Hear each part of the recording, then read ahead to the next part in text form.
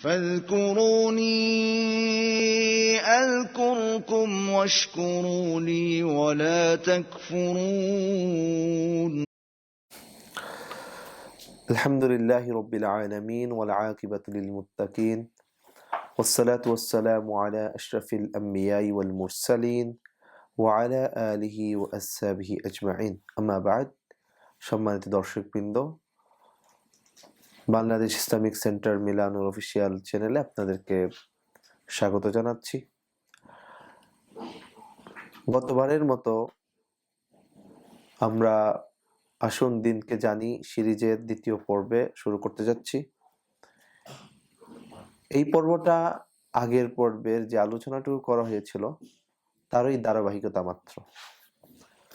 সম্মানিত দর্শকবৃন্দ, কুরআন এবং হাদিসের বিবরণ থেকে আমরা স্পষ্টত জানতে পারি যে তাওহীদের বিষয়ে তথা আল্লাহ তাআলার প্রভু হওয়ার বিষয়ে কাফের এবং মুশরিকদের মধ্যে তেমন কোনো আপত্তি বা মতভেদ ছিল না। সাধারণভাবে কাফেররা বিশ্বাস করত যে আল্লাহ এই বিশ্বের একমাত্র স্রষ্টা, প্রতিপালক, রিজিকদাতা, জীবনদাতা, একক সার্বভৌমত্ব এবং সর্বময় ক্ষমতার অধিকারী। এই বিশ্বাসের ভিত্তিতে তারা আল্লাহ তাআলার ইবাদত করত। তারা আল্লাহ তাআলার ইবাদত করার সাথে সাথে ফেরেশতাগণ, কোন নবী রাসূল, আল্লাহর সত্য বা কল্পিত প্রিয় বান্দা, তাদের মূর্তি, স্মৃতি বিজড়িত স্থান, দ্রব্য বা পাথরের ভক্তি তারা করত। ভক্তির এই প্রকাশ হিসেবে তারা সকল দ্রব্য বা স্থানে সিজদা করত, মানত করত, বিভিন্ন ধরনের প্রার্থনা করত। যে সকল কাজ ইসলামের পরিভাষায় ইবাদত বলে গণ্য, তারা সেসবই করত। তারা কখনোই এই দাবি করত না যে এ সকল উপাস্য এই বিশ্বের কোনো কিছু সৃষ্টি করেছে বা কোনো কিছুকে পরিচালিত করছে, বরং তারা আল্লাহকে একমাত্র স্রষ্টা হিসেবে, রব হিসেবে, প্রতিপালক হিসেবে, সর্বশক্তিমান এবং সার্বভৌম ক্ষমতার মালিক বলে বিশ্বাস করত। পবিত্র কুরআনুল কারীমে বিভিন্ন স্থানে আল্লাহ সুবহানাহু ওয়া তাআলা এই বিষয়গুলো উল্লেখ করেছেন। সূরা ফুরকানে আল্লাহ তাআলা বলেছেন, কুল মান ইয়ারযুকুম মান ফিস সামাই ওয়াল আরদি, বলো আসমান এবং জমিন দিয়ে কে তোমাদেরকে রিজিক দান করেন। আম্মান ইয়ামলিকুস সামা ওয়াল আবসার, যে কে দৃষ্টি শক্তি এবং শ্রবণ শক্তির মালিক। ওয়া মান ইয়াখরিজুল হাইয়্যা মিনাল মাইয়িতি ওয়া ইউখরিজুল মাইয়িতা মিনাল হাইয়্য, যে কে মৃত থেকে জীবিতকে সৃষ্টি করেন এবং জীবিত থেকে মৃতকে সৃষ্টি করেন। ওয়া ইউখরিজুল মাইয়িতা মিনাল হাইয়্য ওয়া মান ইউদাব্বিরুল আমরা ফাসায়াকুলুনা আল্লাহু ফাকুল আফালা তাত্তাকুন, যে বিশ্বকে পরিচালনা করেন কে? তখন তারা উত্তরে বলবে যে আল্লাহ। বলো তাহলে কেন তোমরা আল্লাহকে ভয় করছো না? অপর আয়াতে আল্লাহ তাআলা বলেছেন, কুল হাল মিন শুরাকাইকুম মান ইয়াবদাউল খালকা সুম্মা ইউঈদুহু কুলিল্লাহু ইয়াবদাউল খালকা সুম্মা ইউঈদুহু ফাআন্না তুফাকুন, যে বলো তোমরা যাদেরকে আল্লাহর সাথে শরীক বানিয়েছো তাদের কেউ কি সৃষ্টি করতে পারে এবং ধ্বংসের পরে পুনরায় সৃষ্টি করতে পারে? তা আল্লাহ রসুলের মাধ্যমে আল্লাহ তাআলা কাফিরদেরকে প্রশ্ন করতেছেন যে তোমরা যাদেরকে আল্লাহর শরীক হিসেবে বানিয়েছো তাদের কেউ কি সৃষ্টি করতে পারে এবং ধ্বংসের পরে পুনরায় সৃষ্টি করতে পারে? তখন একমাত্র আল্লাহ তাআলাই সৃষ্টি করেন এবং পুনরায় সৃষ্টি করেন তিনি। তোমরা কোথায় যাচ্ছ? আল্লাহ তাআলা অন্য আয়াতে বলেছেন, কুল লিমানিল আরদু ওয়া মান ফিহা ইন কুনতুম তা'লামুন, আপনি কাফিরদেরকে বলুন তোমাদের যদি জ্ঞান থাকে তবে বলো এই পৃথিবী এবং এর মধ্যে যারা রয়েছে তারা কার? সায়াকুলুনা লিল্লাহ কুল আফালা তাযাক্কারুন, তারা বলবে এগুলো তো আল্লাহরই। তখন আপনি বলুন তবুও কি তোমরা এর থেকে শিক্ষা নিবে না? কুল মান রব্বুস সামাওয়াতি সাবঈ ওয়া রব্বুল আরশিল আযীম, আপনি তাদেরকে বলুন সপ্ত আকাশ, যে ৭ আকাশ এবং মহান আরশের প্রতিপালক কে? তোমরা কি এর থেকে শিক্ষা নিবে না? কুল আফালা তাযাক্কারুন, কুল আফালা তাত্তাকুন, তোমরা কি চিন্তা করবে না?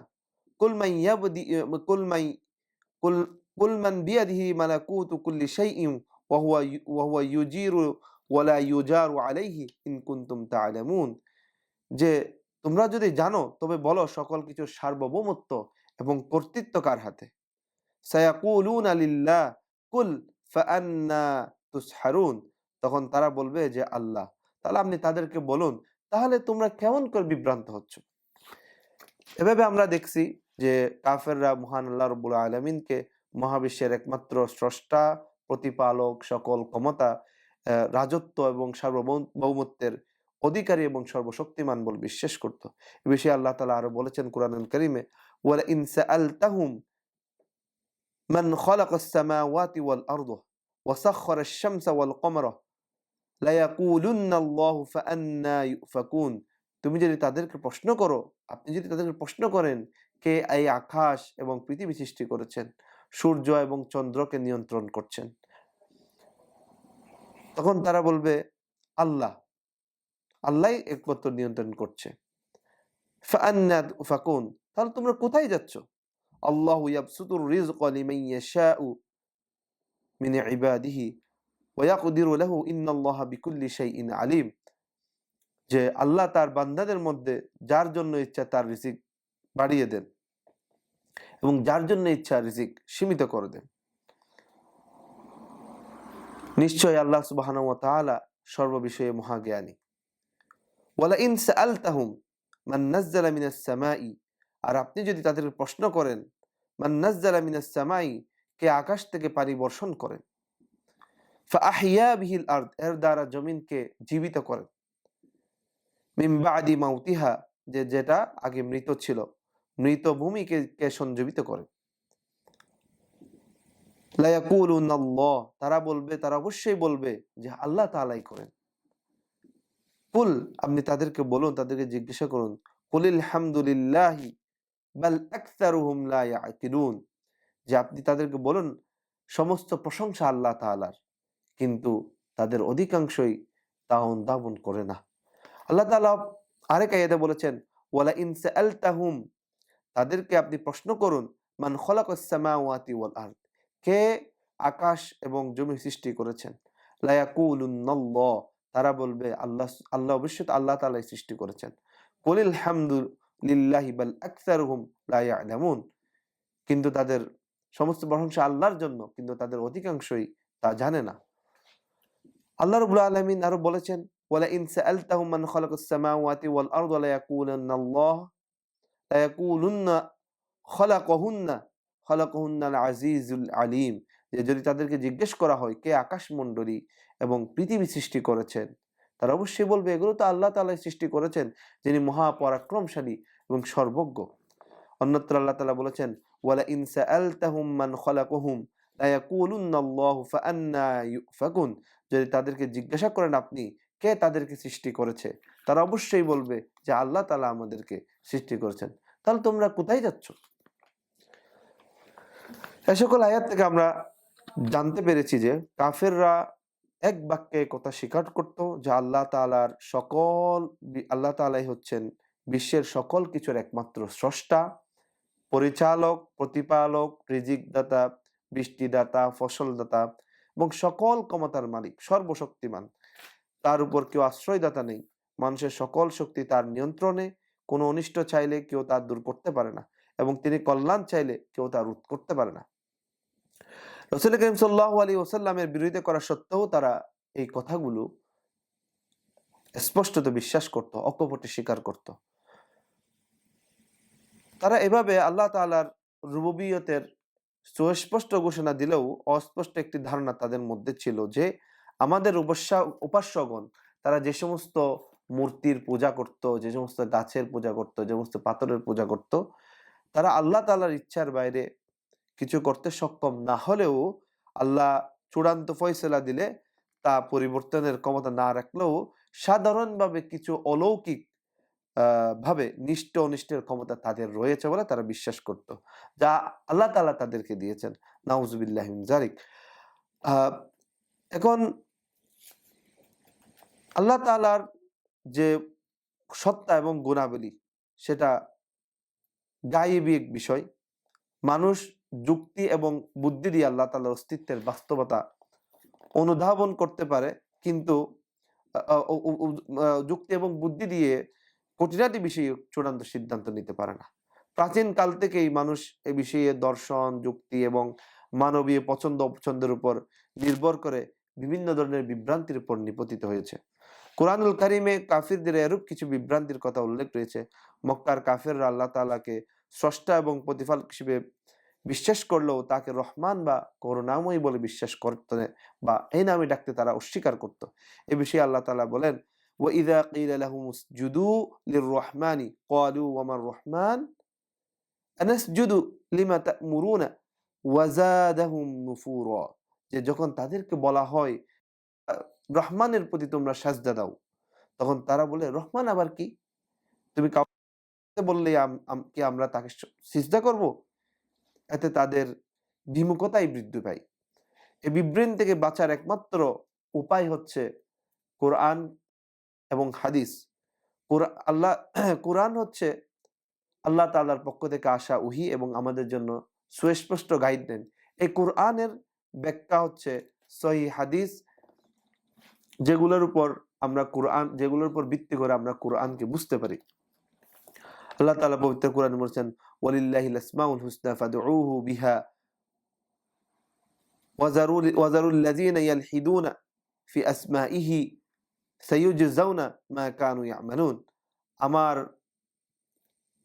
আল্লাহর নিমিত্ত উত্তম নামসমূহ, তোমরা তাকে সে সকল নামেই ডাকবে। যারা তার নামসমূহ বিকৃত করে এবং তার নামসমূহের বিষয়ে বক্রতা অবলম্বন করে, তাদেরকে তোমরা বর্জন করবে।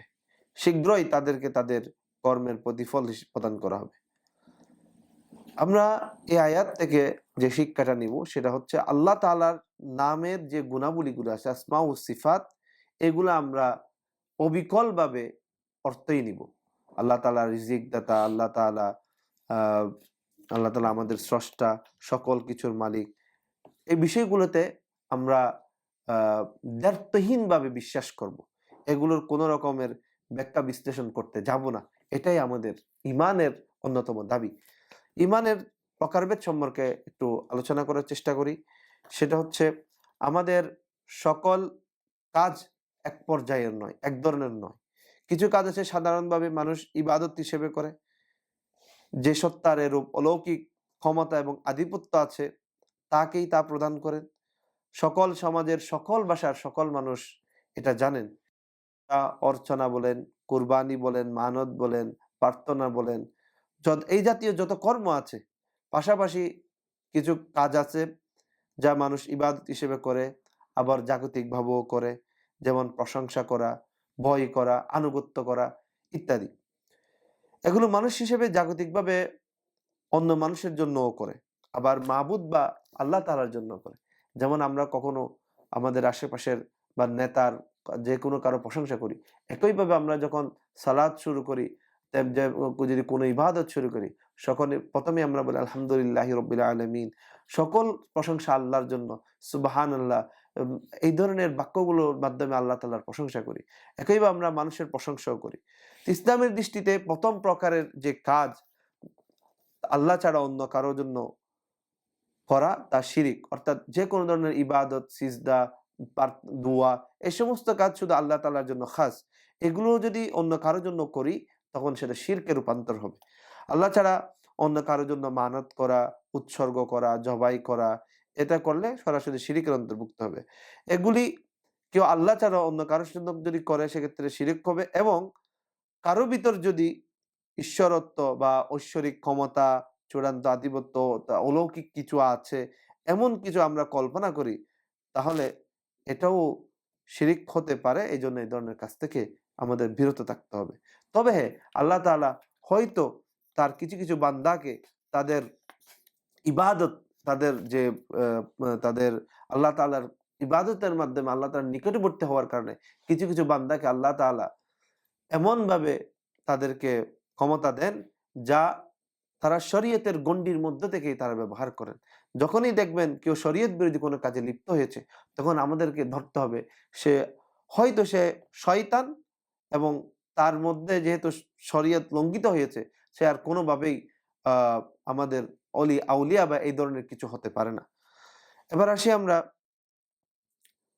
তাওহীদুল ইবাদত বা সকল প্রকার ইবাদত, যেমন প্রার্থনা, আমরা যে সিজদা করি, জবাই করি, বিভিন্ন পশু জবাই করি, আমরা যে মানত করি, কোনো কিছু তাওয়াক্কুল করি, এগুলোর বিষয়ে আমরা একটু আলোচনা করব। এবং এসব বিষয় একমাত্র আল্লাহ তাআলার জন্য খাস, আল্লাহ তাআলাই এগুলোর জন্য প্রাপ্য বলে আমাদের বিশ্বাস করতে হবে। কেউ যদি আল্লাহ তাআলার ইবাদত করে এবং সাথে সাথে অন্য কারো ইবাদত করেন, তিনি আল্লাহর ইবাদতকারী হিসেবে গণ্য হবেন না। অর্থাৎ তিনি আল্লাহ তাআলার সাথে শরীক করছেন অন্য কাউকে, এবং শিরককারী হিসেবে তিনি আহ শিরককারী হিসেবে তিনি গণ্য হবেন। আল্লাহর ইবাদতের অর্থ বিশুদ্ধভাবে, একনিষ্ঠভাবে, নিষ্কলুষভাবে, শিরিকের যে কলুষতা সেটা থেকে মুক্তভাবে আল্লাহর ইবাদত করা। অর্থাৎ আল্লাহ তাআলার ইবাদত করা, কোনো প্রকার ইবাদত আল্লাহ ছাড়া অন্য কারোর জন্য না করা। আল্লাহ তাআলা কুরআনুল কারীমে বলেছেন, হুয়াল হাইয়্যু লা ইলাহা ইল্লা হুয়া ফাদউহু মুখলিসিনা লাহুদ্দিন। তিনি চিরঞ্জীব, তিনি ব্যতীত কোনো ইলাহ নেই, উপাস্য বা মাবুদ নেই। সুতরাং সকল ধরনের সার্বিক আনুগত্য এবং একনিষ্ঠতার সাথে, বিশুদ্ধতার সাথে তাকেই তোমরা ডাকো। ওয়ামা উমিরু ইল্লা লিয়াবুদুল্লাহ মুখলিসিনা লাহুদ্দিন। তাদেরকে তো কেবলমাত্র এই আদেশ দেওয়া হয়েছে, এই নির্দেশ দেওয়া হয়েছে যে তারা বিশুদ্ধ মনে একনিষ্ঠভাবে আল্লাহর ইবাদত করবে। হুনাফা ওয়া ইউকিমুস সালাত ওয়া ইউকিমুস সালাত ওয়া ইউতুয যাকাতা ওয়া যালিকা দীনুল কাইয়্যিমা। এবং তারা সালাত কায়েম করবে, যাকাত প্রদান করবে, আর এটাই হচ্ছে একমাত্র সঠিক ধর্ম। আল্লাহ সুবহানাহু ওয়া তাআলা দ্বীনের ব্যাপারে কোনো ধরনের জবরদস্তি করতে নিষেধ করেছেন। আল্লাহ তাআলা কোরআনে কারীমে বলেছেন, লা ইকরাহা ফিদ্দীন ক্বাদ তাবায়্যানার রুশদু মিনাল গায়। সত্যপথ ভ্রান্ত পথ থেকে সুস্পষ্ট হয়েছে। ফামান ইয়াকফুর বিত্তাগুত। অতঃপর যে তাগুতকে অস্বীকার করবে, অবিশ্বাস করবে, ওয়া ইউমিন বিল্লাহ, এবং আল্লাহকে বিশ্বাস করবে, ফাকাদ ইসতামসাকা বিল উরওয়াতিল উসকা। তাহলে সে এমন এক মজবুত হাতলকে সে আঁকড়ে ধরবে, লান ফিসওয়ামা লাহা, যা কখনো ভাঙবে না। ওয়াল্লাহু সামিউন আলিম। আল্লাহ তাআলা সর্বশ্রোতা এবং প্রজ্ঞাময়। এখন কথা হচ্ছে, এই যে কোরআন হাদিসে বিশদভাবে এই বিষয়গুলো আলোচনা করা হয়েছে, সেখান থেকে আমরা দেখতে পাই যে যুগে যুগে আল্লাহ তাআলা যে সকল নবী রাসূল প্রেরণ করেছেন, তাদের উম্মতেরা কখনোই এই কথা বলেনি যে আল্লাহ ছাড়া বিশ্বের কোনো প্রতিপালক, স্রষ্টা বা পালন করতে আছেন। বরং তারা সবাই আল্লাহর একমাত্র স্রষ্টা, আল্লাহকে একমাত্র স্রষ্টা, প্রতিপালক বলে বিশ্বাস করত। তবে তারা মনে করতেন যে অনেক দেবদেবী, গাছ, পাথর, ফেরেশতা, মানুষের ঐশ্বরিক ক্ষমতা আছে, যা তারা আল্লাহর প্রিয়, এবং কাজেই তাদেরকে উপাসনা করলে, তাদের নামে মানত করলে, জবাই বা প্রার্থনা করলে তাদের যে মনের ইচ্ছা আকাঙ্ক্ষা, সেগুলো পূরণ হয়। তাই তারা আল্লাহর ইবাদতের সাথে সাথে তাদের ইবাদত করত। আমরা আগের আলোচনায় দেখেছি মক্কার কাফিররা যে কোরআনের বিষয়ে বর্ণনা থেকে বিষয়টা ভালোভাবে বুঝতে পেরেছি যে আল্লাহর অস্তিত্বের ব্যাপারে, আল্লাহর ব্যাপারে তাদের যে তৌহিদ ছিল, তাদের যে বিশ্বাস ছিল, সে তাওহীদ সাথে দ্বিতীয় পর্যায়ের যে বিশ্বাস, সেটার মিল ছিল না। তারা আল্লাহর ইবাদত করতে অস্বীকার করতো না, কিন্তু একমাত্র আল্লাহর ইবাদত করতে অস্বীকার করত। কোরআনে কাফিরদের দোয়া, মানত এবং ইত্যাদি ইবাদতের কথা উল্লেখ করা হয়েছে, যেগুলো তারা আল্লাহ তাআলার জন্য করত। তারা আল্লাহর নামে মানত করত, কোরবানি করত, সাথে সাথে আল্লাহ ছাড়া অন্যান্য উপাস্যদের জন্য মানত করত, কোরবানি করত। কুরআন কারিমে আল্লাহ তাআলা ইরশাদ করেছেন, ওয়াজআলু লিল্লাহি মিম্মা যারআ মিনাল হারসি ওয়াল আনআমি নাসীবান ফাকালু হাযা লিল্লাহি বিযামিহিম ওয়া হাযা লিশুরাকাইনা। আল্লাহ যে শস্য এবং গবাদি পশু সৃষ্টি করেছেন, তার মধ্য থেকে তারা আল্লাহর জন্য একটা অংশ নির্ধারিত করত, এবং নিজেদের ধারণা অনুযায়ী বলে এটা আল্লাহর জন্য এবং এটা আমাদের উপাস্যদের জন্য। কুরআনুল কারীমের যে বর্ণনা, এখানে আমরা জানতে পারি মুশরিকদের প্রধান ইবাদত ছিল দুআ, অর্থাৎ ডাকা বা ত্রাণ উদ্ধার করার জন্য জন্য আবেদন করতো বা প্রার্থনা করতো। এজন্য কারিমে শিরিককে অধিকাংশ স্থানে দোয়া নামে বহিত করা হয়েছে। প্রায় আহ অর্ধ শতাধিক জায়গার চেয়ে অধিক স্থানে মুশরিকদের শিরককে আল্লাহ তাআলা দোয়া হিসেবে উল্লেখ করেছেন। এ বিষয়ে বলেন আল্লাহ তাআলা বলেন আল্লাহুম্মা ইন কানা হাযা হুয়াল হাক্কু মিন ইনদি। তারা এটা হচ্ছে তারা যখন আল্লাহর কাছে দোয়া করত। রাসূল করিম সাল্লাল্লাহু আলাইহি ওয়াসাল্লাম, এটা বিশুদ্ধ হাদিসে বর্ণিত হয়েছে যে যখন কাফেরদেরকে ইবাদত করতে বলতেন, আহ্বান করতেন, তখন কাফেররা আল্লাহর কাছে এই দোয়া করত, আল্লাহুম্মা ইন কানা হাযা হুয়াল হক। যদি মুহাম্মদ, হে আল্লাহ, যদি মুহাম্মদ যে আহ্বান করছে, যে প্রচার করছে, তা যদি সত্য হয়ে থাকে, তা মিন ইনদিক, সেটা যদি আপনার পাঠানো, আপনার পক্ষ থেকে হয়ে থাকে, ফামতিরু আলাইনা হিজারাতান, এবং তা যদি সত্য হয়ে থাকে তাহলে সেটা আপনি আমাদের উপর আসমান থেকে পাথর বর্ষণ করে দিন। আউইতিনা বিআযাবিন আলিম, অথবা আমাদেরকে যন্ত্রণাদায়ক শাস্তি দান করুন। বদরের যুদ্ধে যাত্রার আগে মক্কার কাফেররা পবিত্র কাবার গিলাফ ধরে আল্লাহর কাছে দোয়া করেন এবং বলেন যে, তারা বলছিল যে, হে আল্লাহ, আপনি আমাদের এবং মুহাম্মাদের দলের মধ্যে যে দল বেশি সম্মানিত ও বেশি ভালো, তাদেরকে আপনি বিজয় দান করুন। কাফেরদের নেতা আবু জাহেল আল্লাহর কাছে দোয়া করেছিল, হে আল্লাহ, আমাদের ও কাফেরদের মধ্যে যারা বেশি পাপী, যারা বেশি আত্মীয়তার সম্পর্ক বিনষ্টকারী, তাদেরকে আপনি এই যুদ্ধে পরাজিত করুন। এ বিষয়ে আল্লাহ তাআলা কুরআন কারীমে বলেছেন, ইন ইন তাস্তাফতিহু ফাকাদ জাআকুমুল ফাতহ, তোমরা যদি বিজয় প্রার্থনা করে থাকো তবে বিজয় এসে গিয়েছে। অর্থাৎ তোমরা ভালো দলের বিজয় প্রার্থনা করেছি না, আল্লাহ তাআলা ভালো দলকে বিজয়ী করেছেন। আল্লাহর কাছে দোয়া করার পাশাপাশি তারা তাদের অন্যান্য উপাস্যের দোয়া করত। সাধারণত দোয়া কবুল হওয়ার আশায় তারা দোয়ার পূর্বে মানত, বিভিন্ন ধরনের কোরবানি করত, উৎসর্গ করত। অধিকাংশ ক্ষেত্রে কাফেররা সাধারণত ছোটখাটো বিপদ আপদে আল্লাহকে ডাকতো না, বরং তারা এ সকল ক্ষেত্রে তারা অন্যান্য উপাস্যকে ডাকতো।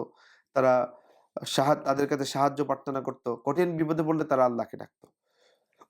কুরআনুল কারীমে বিভিন্ন স্থানে এ বিষয়ে উল্লেখ করা হয়েছে যে আল্লাহ তাআলা বলেছেন, কুল আরাআইতাকুম ইন আতাকুম আযাবুল্লাহ, বলেন যদি তোমরা সত্যবাদী হও তবে তোমরা বলো তো, আল্লাহর শাস্তি তোমাদের উপর আপতিত হলে, আও আতাতকুমুস সাআতু আগাইরাল্লাহ,